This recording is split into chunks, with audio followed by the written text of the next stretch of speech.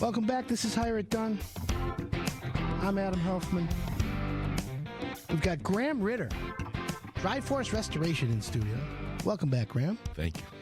So, Graham, what if a homeowner, basement's usually dry, they got nothing to worry about, is there anything they should do to prep or plan for like an emergency? Well, a couple things. First of all, if you're putting in a new basement or you're renovating your basement, the one thing I do recommend is that you put your drywall about a half inch off the floor, because most floods are very small. They're just getting the carpet and the padding wet. Sure. So you're trying to do everything you can to prevent it from having to touch that drywall. So when you drywall the outside walls, if the drywall touches the floor, you're saying keep it up about an inch, a half inch? Half inch, yeah. Okay. But then if you put base molding, that base molding will cover that gap. Correct. That's a smart idea. Yeah. I like that. Can I use that to give advice? Of course. I have your permission. Yep. Awesome. I love that. Sign here. Okay, done.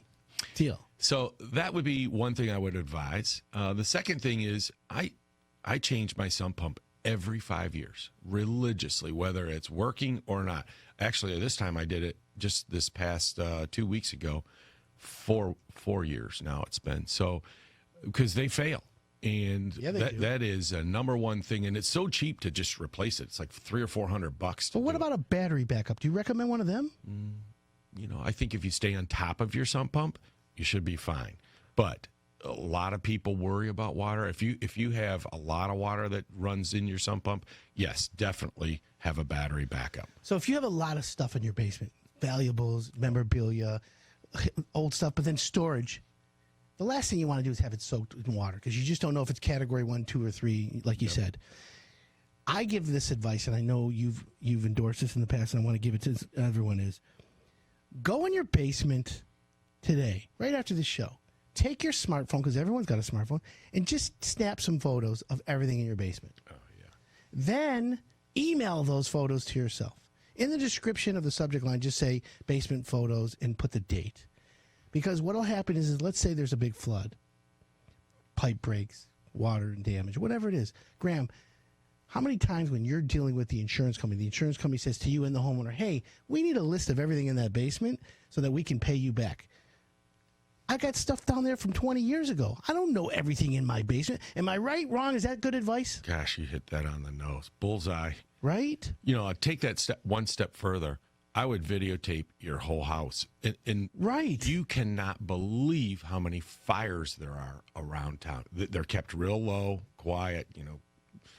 No one wants to tell everybody you had a fire. Right. Chubb put me up at the Townsend Hotel. I had a fire. Right. But it is imperative you at least do your basement. Especially if you have pictures and books. I mean, books are valuable. And the insurance company will pay you for everything that you have that's damaged down there. Contents. It's called contents. Contents, right? correct. Yeah. So you recommend that. So even one step further. So today, take a video. Go to each room, videotape it, or just take 5-6 shots. Email it to yourself. Date it. So then when the insurance company says to you, oh, well, we can only pay for what we know is there. If you got 10 pairs of Coogee shoes in the basement, they're not going to believe you unless you got the pictures of the boxes. Sounds like you should have a garage sale. Right? A big garage sale. Actually, sometimes water damage is a blessing for some people just because it helps them clean out their basement. Just get it all out of here. Right. It's the thing that people don't want to do. Okay, well, that makes sense. So now that you have a flood, a fire, some sort of event, insurance company gives the homeowner a claim number. The homeowner's smart and lucky, and they get you. You then go out there and you actually write a whole comprehensive list from start to finish of what you're going to do. Mm-hmm. So scope of work or an estimate? What's the right word? So, some people think that you have to shop around for a contractor when you have an insurance claim, and you do not. Basically, you need to find one that fits your personality, one that will work with you, that you feel comfortable with to have in your house, because they're going to be in and out of your house constantly. And for months. It can be. Yes. And so we all write from the same database. We use the same pricing. It's called Xactimate. We download the price list every month, and it is a way for the insurance company and the contractor to communicate with each other on pricing. And basically all we do is put in the lineal amount of baseboard or drywall or Right. carpet or whatever that is, and it just fills in the blanks for us. And then the insurance company agrees. Now, the devil's in the details on this. And when you get a Thorough. contract, You got to be thorough. I'm a detail guy, very organized. I am looking right down to the brass tacks. And you can put all of that in there, and it adds up to hundreds and thousands of dollars. So it's very important to have somebody that knows what they're doing, is experienced in writing on this Xactimate software, because the insurance company won't tell you that you're missing things. That's right. They don't. So now what? That's the key. You got to have someone that's fluent, and I'll call that the word fluent in Xactimate, fluent in the language that the insurance company is using to pay the bills for the insurance loss.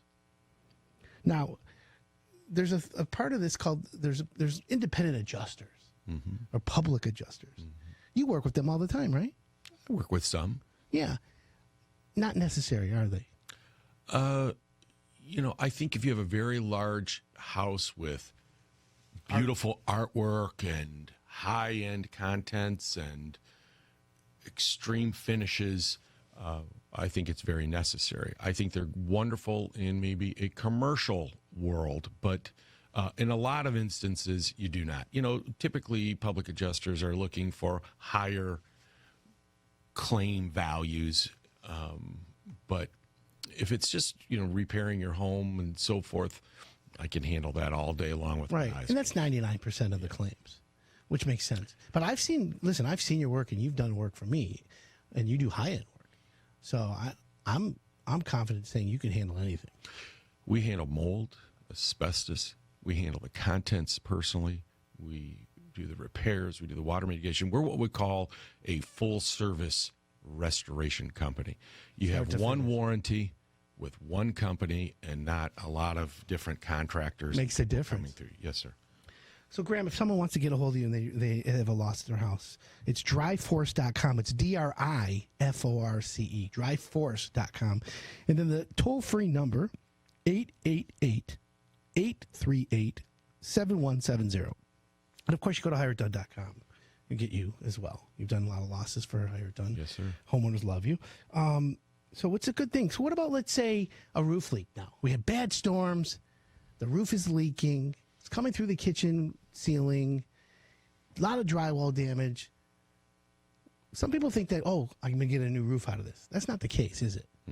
No. What's the insurance? They pay for the resulting damage. Isn't that right? So if it's wind damage, Yeah. ice backup, or hail damage, tree puncture, those things are covered claims. But if it's just maintenance issue, no, they don't cover it. So they will fix the roof, but they'll fix the portion that was damaged. So let's just say it's the back elevation of your house. They will just do the back elevation of your house. Unless the tree fell from the front to the back or the back to the front, then if there was damage on both surfaces or both elevations, would they take care of it? Then they will cover for the resulting damage on the interior. But if it's just wear and tear, no, you will have to pay for that, and then they will pay for the interior damages. Common is chimney flashing. You'll see leaks come in down the fireplace and so forth. But that's how that happens. What happens when there's a little bit of a disagreement between the homeowner and the insurance company? They think it should be all replaced. The insurance company's, nope, we're only going to replace the back half. Do you ever get in the middle of that? I do, yeah. Policies are very strict, and insurance companies are very smart. Right. This isn't their first rodeo. Right. So it's very important to read your policy, for number one. Right. And have a great agent that knows that policy in and out and knows your home. Secondly, the insurance company, they will replace and take care of for what they owe. Okay. They will not pay for anything more. So if you had $2 tile, you're getting $2 tile back. Now, the great thing is you can pay the difference and upgrade it if you'd like to. But okay. Makes perfect sense. They only owe for what was there. Man, oh, man. Look how much time goes by so quickly, Graham. Thanks for coming on today. Are we done already? Can you imagine that? Yeah, done. Bam. Gosh. Thanks for coming in. Graham Ritter, Driforce Restoration. Thank you, everybody. Always a pleasure. Yes. If you want it done right, you got to go to Driforce. That's the truth. Well, that's another show, my friends. Thanks for tuning in. Next week, I'll be back. I'm Adam Helfman. You're listening to the Hire It Done Radio Network.